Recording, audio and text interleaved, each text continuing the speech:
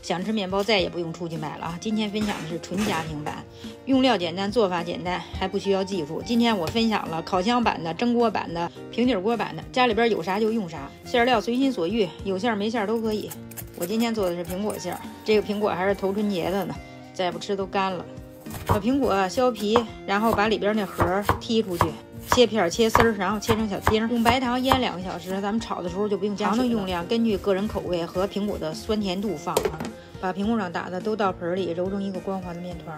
和面的液体里有鸡蛋，为了去除对蛋腥味，增加奶香味，放了1袋炼乳，没有也可以不放啊。放到面垫上推拉的揉。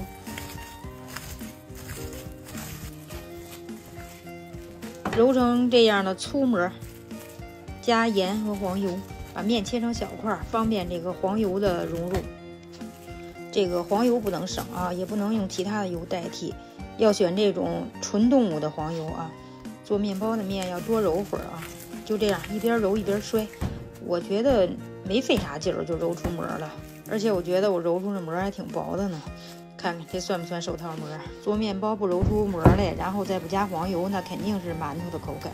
腌过苹果丁上锅炒，不用加水啊，把汤汁炒干了，可以加一块黄油，没有也可以不加。出锅之前再来点水淀粉，然后再把这个汤汁炒干了，加点水淀粉，它不往外渗汤，像这样就行了，放一边晾着。把面平均分成8份，把每一份都这样的拍拍，那个折吧，给它折出一个光面来，揉揉，这样就行了。咱都是不专业的手法。把每一个面劲儿给它擀成一个圆饼，中间厚，周边薄，放上这苹果馅儿，就像包包子一样的包，收口捏严了，然后放到模具里。我这是8寸的火底儿戚风模具，模具底儿和周边要抹油啊，我抹的黄油。放到蒸锅里2次醒发。同样的做法，用烤箱烤了一盘小餐包，看看这样就是醒发好了啊。把这个表面抹上蛋黄液，纯蛋黄液啊，然后盖上耐高温的保鲜膜，贴面盖就行，不用扎眼啊。凉水上锅蒸1个小时。这个是平底锅的，这个馅儿不多了，我又往馅儿里放了点这个做披萨的芝士碎，这个跟前面的做法都是一样的啊。这个面劲是80克一个的，做好之后也是2次醒发。这个因为发1次了，10多分钟就可以，蒸的已经熟了。这个蒸的避免它回缩，关火之后焖3分钟再出锅啊。看这颜色漂亮吗？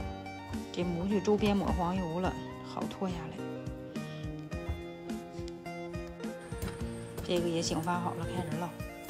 烙到2面定型之后，往锅里加热水啊，热水别超过这个面包的1/3。水收干了之后就关火，关火别立刻开盖，要焖5分钟再开盖啊，避免它回缩。手一摁有回弹就熟了啊。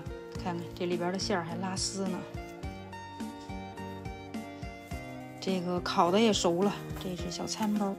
我今天用这面粉就是咱家那个普通做饭的高筋面粉，那个伍德利8星。